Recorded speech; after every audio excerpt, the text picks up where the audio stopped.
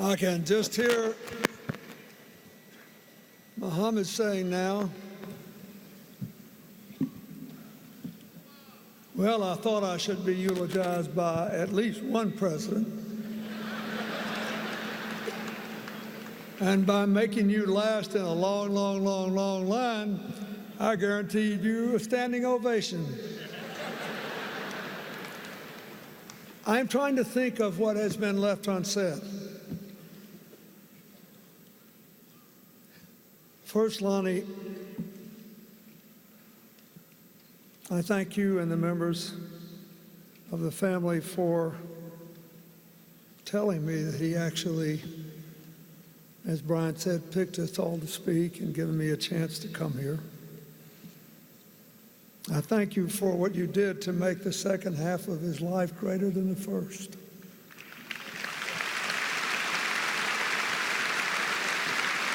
I thank you for the Muhammad Ali Center and what it has come to represent to so many people. Here's what I'd like to say. I spend a lot of time now, as I get older and older and older, trying to figure out what makes people tick, how do they turn out the way they are, how do some people refuse to become victims and rise from every defeat. We've all seen the beautiful pictures of the home Muhammad Ali was a boy in, and people visiting and driving by. I think he decided something I hope every young person here will decide. I think he decided very young to write his own life story. I think he decided before he could possibly have worked it all out,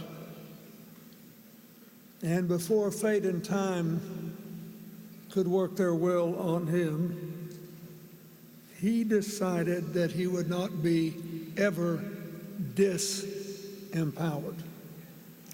He decided that not his race, nor his place, nor the expectations of others, positive, negative, or otherwise, would strip from him the power to write his own story. He decided first to use these stunning gifts: his strength and speed in the ring, his wit and way with words in managing the public, and his mind and heart to figure out at a fairly young age who he was, what he believed, and how to live with the consequences of acting on what he believed. A lot of people make it to steps 1 and 2 and still just can't quite manage living with the consequences of what he believed. For the longest time, in spite of all the wonderful things that have been said here, I remember thinking when I was a kid, this guy is so smart. And he never got credit for being as smart as he was. And then, I don't think he ever got the credit for being, until later, as wise as he was. In the end, besides being a lot of fun to be around and basically a universal soldier for our common humanity, I will always think of Muhammad as a truly free man of faith. And being a man of faith, he realized he would never be in full control of his life. Something like Parkinson's could come along. But being free, he realized that life still was open to choices. It is the choices that Muhammad Ali made that have brought us all here today in honor and love. And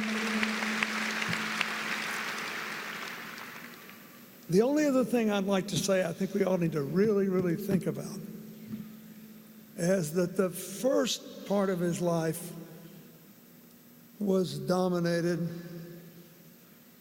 by the triumph of his truly unique gifts. We should never forget them. We should never stop looking at the movies. We should thank Will Smith for making his movie. We should all be thrilled. It was a thing of beauty. But the second part of his life was more important because he refused to be imprisoned by a disease that kept him hamstrung longer than Nelson Mandela was kept in prison in South Africa. That is, in the second half of his life, he perfected gifts that we all have. Every single solitary one of us have gifts of mind and heart. It's just that he found a way to release them in ways large and small. I'll never forget, I asked Lonnie if she remembered the time when they were still living in Michigan, and I gave a speech in Southwest Michigan. There's an economic club there, and it's sort of a ritual when a president leaves office.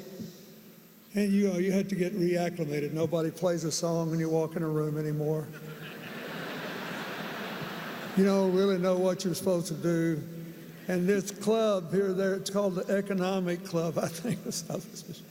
They're used to acting like you still deserve to be listened to, and you got to get reacclimated. So they came to dinner, and they sat with me at this dinner. And he knew, somehow he knew, that I was a little off my feed that night. I was trying to imagine how to make this new life. And so he told me a really bad joke. And he told it so well, and he laughed so hard that I totally got over it and had a great time.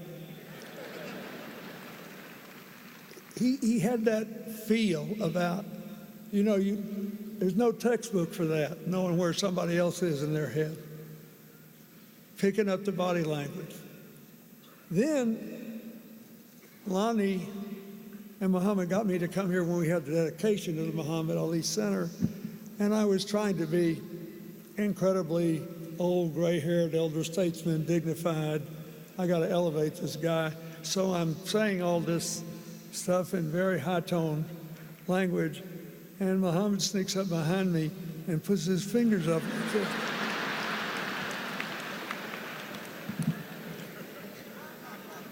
Finally, after all the years that we had been friends, my enduring image of him is like a little reel in 3 shots.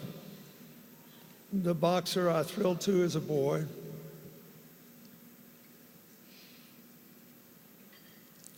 the man I watched take the last steps to light the Olympic flame when I was president.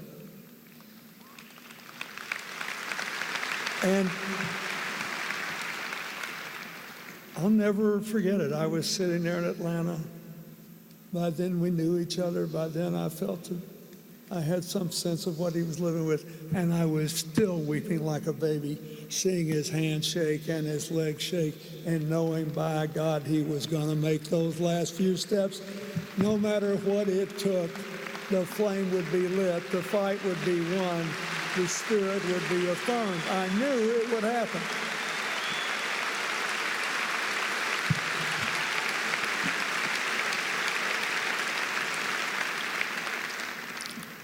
And then this, the children whose lives he touched, the young people he inspired. It's the most important thing of all. So I ask you to remember that. We all have an Ali story. It's the gifts we all have that should be most honored today, because he released them to the world, never wasting a day that the rest of us could see anyway, feeling sorry for himself that he had Parkinson's, knowing that more than 3 decades of his life would be circumscribed in ways that would be chilling to the naked eye. But with the free spirit, it made his life bigger, not smaller, because other people, all of us, unlettered, unschooled, in the unleashing said, well, would you look at that? Look at that.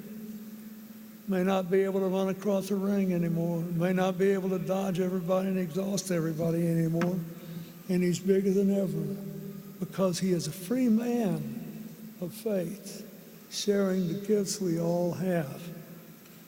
We should honor him by letting our gifts go among the world as he did. God bless you, my friend. Go in peace.